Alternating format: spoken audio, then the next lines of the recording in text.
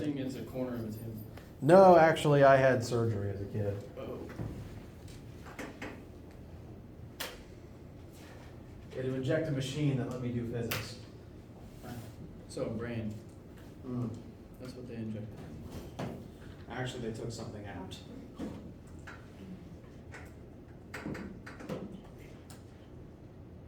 Well, I guess it was a cyst. I'm just being weird. It I was was something gonna that was ask if it growing was on a my head cyst. that they removed. So So physics professors have to lose a part of their brain to be able to understand physics. I don't think there was any part of my brain on that side of my skull. But that might explain why I don't remember anything from younger than that age. Anyway.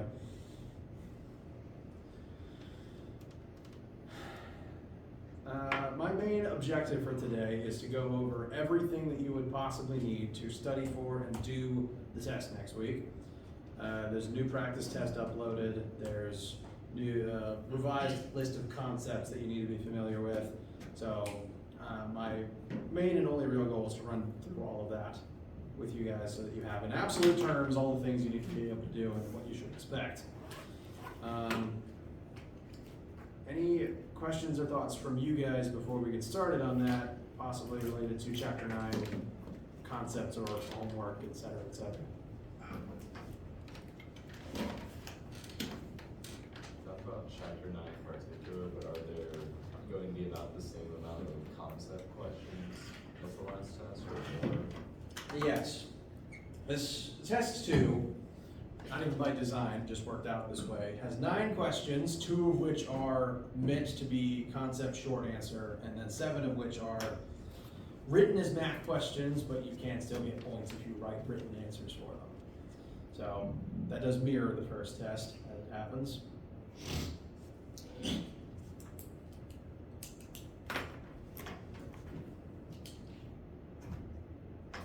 Solid.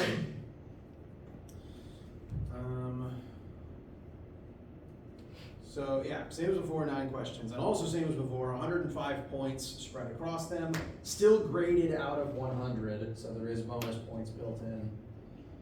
I have too many tabs open. To reiterate, again, the test will take place during lab time next week. That means that there is no lab next week. You show up and take the test instead of lab. You can show up any day that lab is normally held, which excludes Thursday. Thursday is a myth. There is no lab section on Thursdays. So no lab next week, test instead. Lecture next week will be review sessions like it was for the first test. So any questions that you encounter while studying, we can tackle them in there with, to make sure everyone gets the information. And I highly recommend you bring questions, because if you don't, I'm just going to invent something to talk about. Week after that, we do have normal class on Monday, but there won't be any lab at all that following week because it's Thanksgiving break week.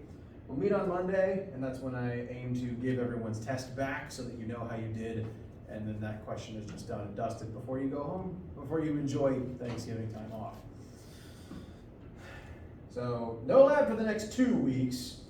Week after that, 27th through the 1st, we will have normal lab, our last lab, and we will have one more chapter. Both the chapter and the lab will be about waves, and then towards the end specifically sound waves, just as the last thing we cover.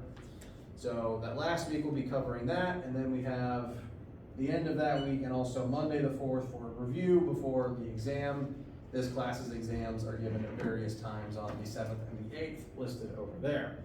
You can take it at any of those times. I don't care if you show up to the correct one or not, because I'm going to be here doing the same thing for all 3 of them anyway.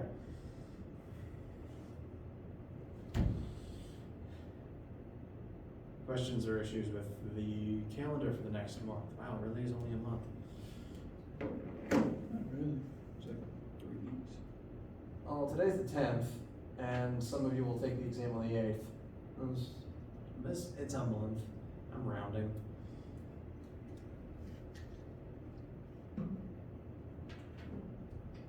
With the 10th. It's a Sunday. Today is November 10th. Of the 8th of December, okay. Yeah, 8th December is the last day of exams for us. Sounds Before I actually look at the test review information, I actually just remembered something I wanted to mention. This is the Chapter 9 quiz. And a student pointed something out to me about this question that I need to tell everyone so that you can actually do it correctly. There's just a slight, the question doesn't give you the information that you need, is the problem. Like, it's solvable. What's happening here is we've got various balloons lifting a person. You want to calculate the buoyant force acting on the balloon, and then a couple other questions besides that. To find that buoyant force, you need to know the formula is density of the fluid times volume of the object times G. And so for a balloon in air, you need the volume of the balloon, which you can find with the sphere volume formula equation. And you also need to know the density of air, since the helium balloon is technically floating in air. The problem is, and I do generally consider the internet to be something you can just use on homework assignments, because sometimes the WebAssign writers just don't include various constants like the density of air. So you can use the internet in your homework. The issue here is, if you look up density of air, the number you get is not the number WebAssign uses. When I look it up, the first number I get is 1.225. But when I worked backwards from the answer to figure out the density the WebAssign's using, it's using this, and a couple other students used this to get the correct answer. So, to do this one correctly, Chapter 9, quiz question number 1, that's the density of air you're gonna have to use. I can only assume that since this guy's British, that their air's thicker. It's definitely colder. You can also copy down the volume for a sphere, so you don't have to look that up later.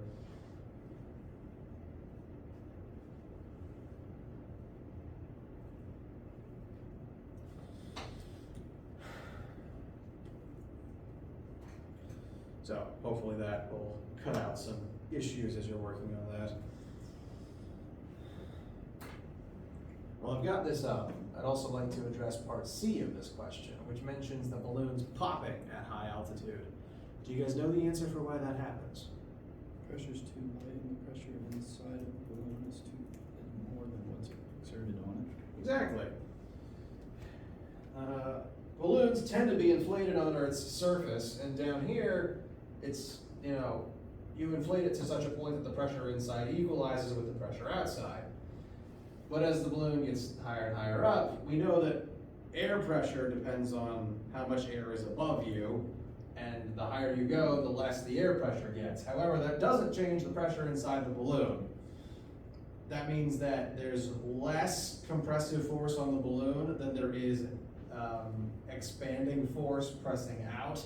So the walls of the balloon just keep expanding until it can't hold itself together anymore and it pops. And the same thing is the reason why humans pop in space. Because your own internal pressure is pushing out against atmosphere, and if the atmosphere is gone, your body can't turn off the outward force. And there's a couple scenes in Total Recall that illustrate that point.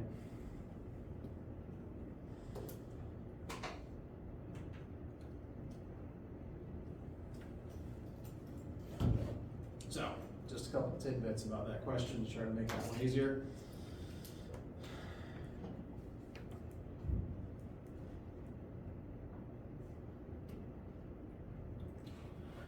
Looking at test review stuff, I've updated all the info in the Test 2 tab on Brightspace. It's on chapters 6 through 9, so momentum through pressure.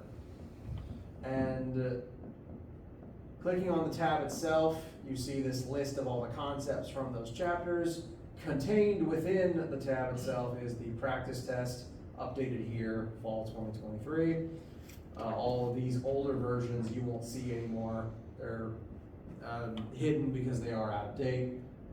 So this is the one you want to look at, and later today I'll be uploading the updated answer key to this updated practice test. And main thing I want to do is look at the concept list here, specifically to give you in absolute terms what things you need to be able to do and what types of questions you should expect, so that you know what things you need to be able to mathematically do to get 100. Test is chapters 6 through 9. However, this list actually starts with something from chapter 5, because kinetic energy is used all throughout chapters 6 and 8. So, list starts with kinetic energy. You still have to be familiar with it. You still have to be able to use that formula. Because within chapter 6, which was about momentum, we looked at momentum primarily through the lens of how it is conserved in a collision. Law of conservation of momentum, total momentum initial equals total momentum final. And we compared and contrasted that with how kinetic energy is or isn't conserved in collisions as well. So, my next point, you're gonna have to do collision questions, which all start like this. And you will have to remember the difference between elastic collisions and inelastic collisions. What is that difference?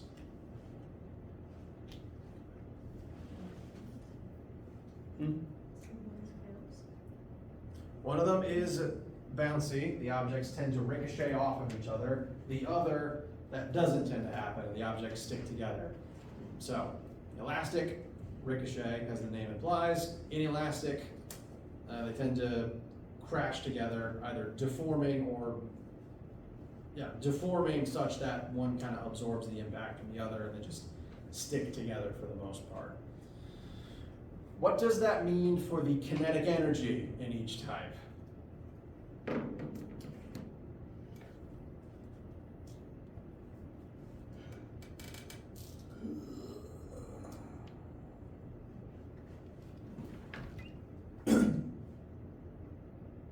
Elastic produces more. It has more kinetic energy in an elastic collision because an elastic collision maintains its kinetic energy.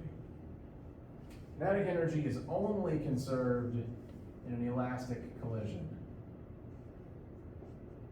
Because in an inelastic collision, energy gets turned into lots of different forms and goes all over the place.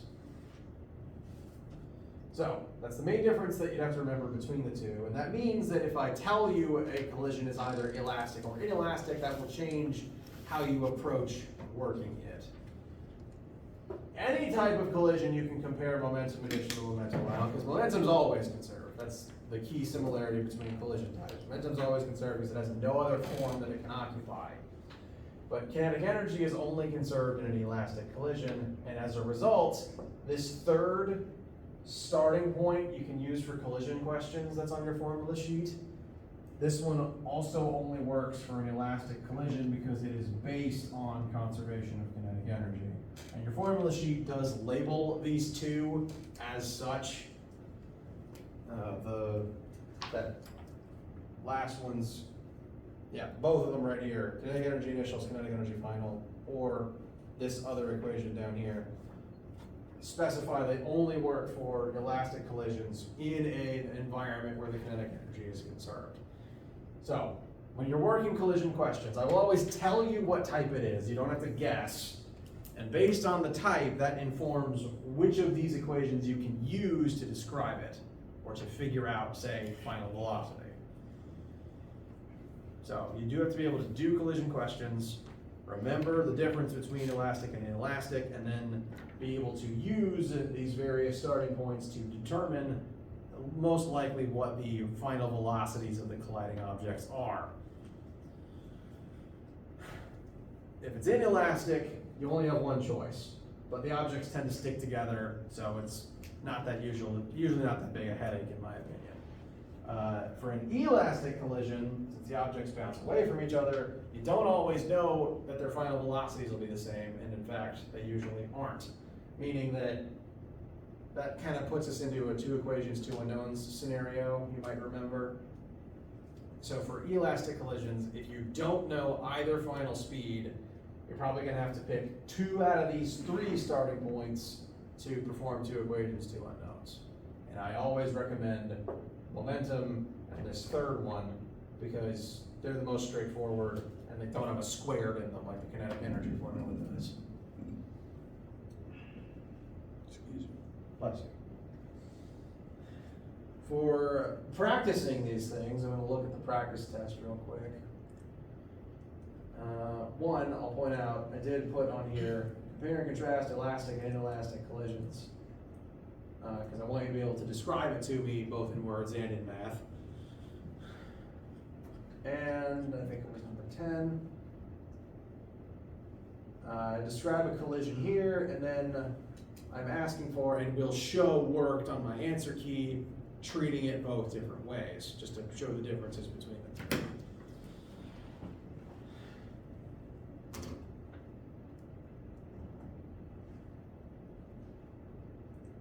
That was chapter 6. Questions or concerns for right now? All right. So again, main thing you have to be able to do here is collision questions, both elastic and inelastic types. Then was chapter 7, which was our first chapter on rotation. First thing we talked about there was just the definitions of angular displacement, velocity, and acceleration. Main thing I want you to be able to do with that is look at these rotational formulas for displacement, velocity, and acceleration, be able to use them to describe the rotational motion of a spinning object, and also to be able to use the transformations column to convert linear and angular back and forth into each other. Say I might describe a rolling wheel, and I want you to be able to tell me both how it is moving linearly and also rotationally, both at the same time. Chapter 7 also included centripetal force, and we compared that to the definition of centrifugal force. I'm mentioning it here because I may or may not ask a concept question about that. Suggest. Comparing centripetal force to centrifugal force, what is the difference between them? Which of the two do we care about? Centripetal, very good. Why do we not care about centrifugal force? Very good. You do feel something, and that perception is called centrifugal force, but it's not a real force, so we don't calculate it in this class, because there's no force to calculate. So if I ask you to compare and contrast the two, main difference is real versus fake. I would also add that centripetal force pulls inward towards the center of a circle, whereas centrifugal force doesn't exist but feels like it's pulling out of the circle.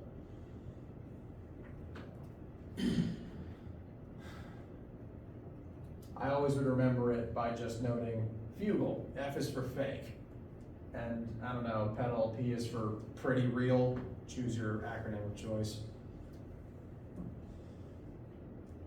Now, the main thing you're going to have to be able to do with centripetal force is actually combine it with universal law of gravitation for orbit. I put an orbit question on the practice test for that reason. When I say orbit, I'm referring again to how we describe the moon orbiting the Earth. Earth's gravity acts as a centripetal force. And to work that type of question, this is your starting point. Fg equals Fc, gravity acts as centripetal force on the moon, because some real force always has to play the part of centripetal. So this will always be equal to something, and in space it just happens to be gravity. So if I ask you about orbit, which, like, again, moon around Earth, satellite around Earth, Earth around sun, could be any two things as long as one orbits the other, this is your starting point. And how you proceed from here is you fill in the equation for the two different forces on the two different sides. For G here, you want to use the universal law of gravitation formula, since m times 9.8 doesn't cut it in space. And on the FC side, you want to fill in either of the two centripetal force formulas. Which of the two just kind of depends on what you know or what you're looking for. If I tell you V or ask you for V, you use this. If I tell you omega or I ask you for omega, you use this.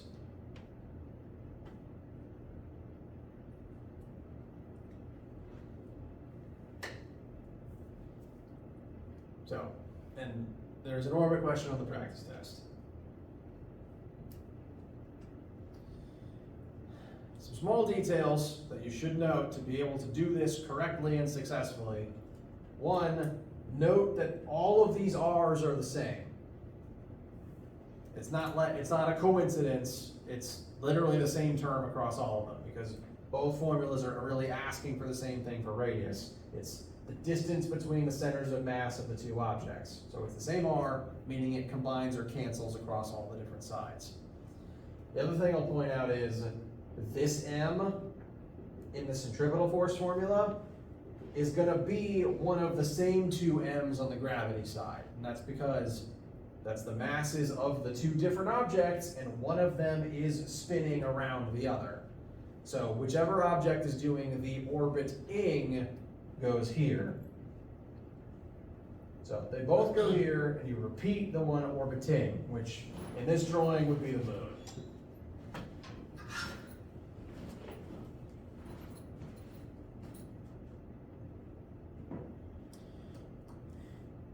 So, one of the two masses is the same across both sides, and R is also the same across both sides. So you do have to be able to do an orbit question combining both gravitation and also centripetal force together. You also have to, again, tell me the difference between centripetal and centrifugal. And that's the chapter 7 portion of the test. Chapter 8 was just more rotation. The difference between the two chapters is really just, literally textbook chapters.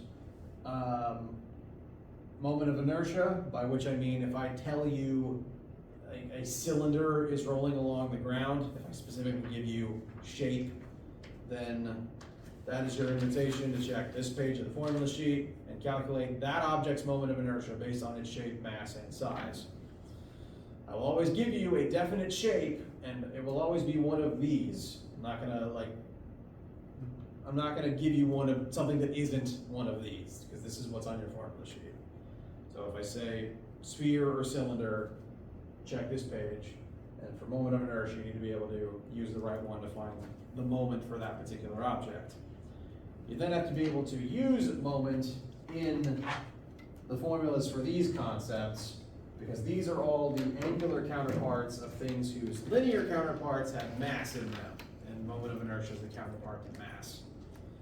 So torque is the counterpart to force, rotational kinetic energy, and angular momentum as offset against their linear counterparts. Out of those three things, the main one that will be focused on the most is torque, because that's the one of the three we spent the most time on. It's the one we looked at the most dedicated examples for. When I say torque, I'm referring to, the angular counterpart to force. It causes things to rotate rather than move in straight lines. And we primarily looked at it through the lens of teeter-totters. If net torque equals 0, things don't rotate. So right now, the net torque on this object must be 0, and we would balance the two sides, figure out the torque of every object acting on every side, and write them in such a way that they all add up to 0 and cancel out. So you will have to be able to do a net torque equals 0 balancing question. There is one of those in the practice test. And that was everything labeled chapter 8. The last little blurb here was just the things we covered this week within chapter 9. Density, pressure at depth within a fluid, and buoyant force. You will have to calculate the buoyant force on a floating object. And to help with that, you'll need to remember the rule that if something is currently floating unassisted, buoyant force up must equal gravity down. That is the rule. That is one of 2 rules for if something floats.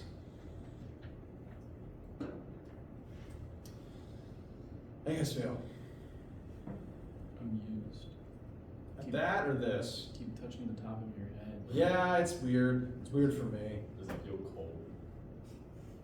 The air feels cold, that I actually kind of like. The problem is, it's, It's a basketball you're grouping it. well, oh, jeez. The real problem is just it's like the hairs that remain are all short and jagged, so it's just like sandpaper. File down any calluses you got Didn't find any, thankfully. on your hands. Oh. I don't think it'd be very good for that particular purpose.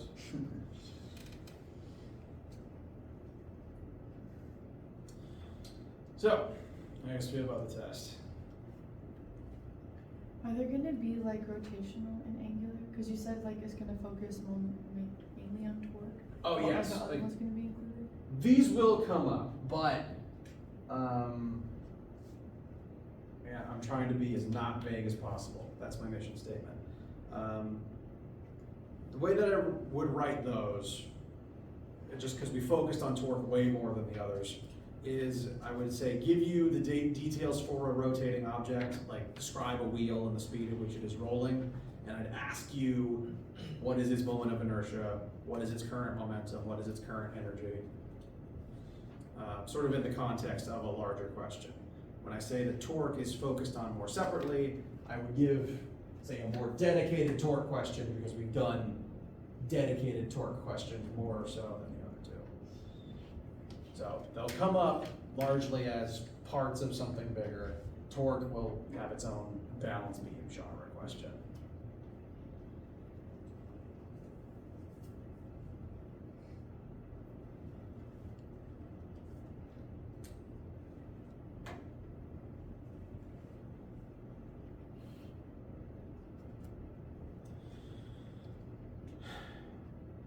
Questions, concerns?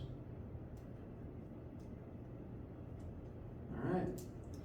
Well, that's everything I wanted to make sure to mention today, and everything that I think you need to be able to study for and be prepared for this.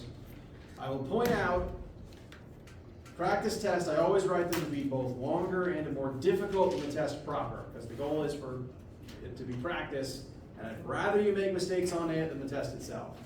The test draft is finalized, so I wrote the I keep pointing at it like it's on screen.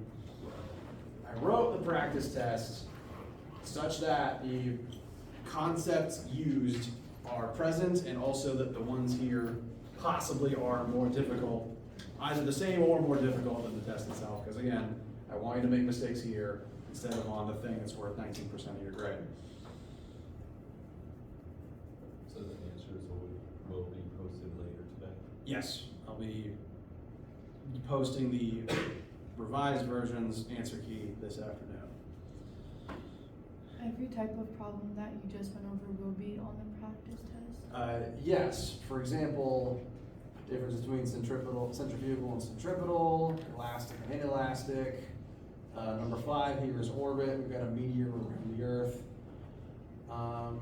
6 is looking at the rotation of a merry-go-round, looking at comparing linear velocity of kids sitting on it to centripetal acceleration, their angular acceleration, et cetera, et cetera. This is impact and impulse for a baseball, looking back at momentum stuff. This is an angular collision. So actually this involves, again, this is more difficult than the version you'd seen on the test. But this one, 8 is about both angular momentum and also rotational kinetic energy. 9 is basically a balance beam genre of question, except instead of the fulcrum being in the middle, it's off to one side. So like the one we did in class. 10 is collision, both inelastic and elastic. I'm going to demonstrate both on my key. 11 is pressure at depth and also pressure over area. And 12 is buoyant force.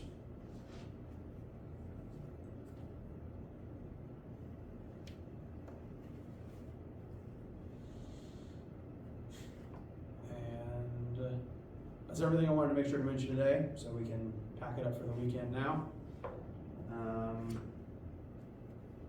Lectures next week are again review focused, so any issues or questions you encounter while studying over the weekend, we can study in there. That'll be true for all of lecture next week. And I think you guys are gonna do great. Keep in mind, I always write the test such that it's designed to take an hour. The hard part isn't that it's supposed to be super long and super difficult. I just wanna gauge what you know, and I think you guys know your stuff. So, let me know if you need anything, and have a great weekend.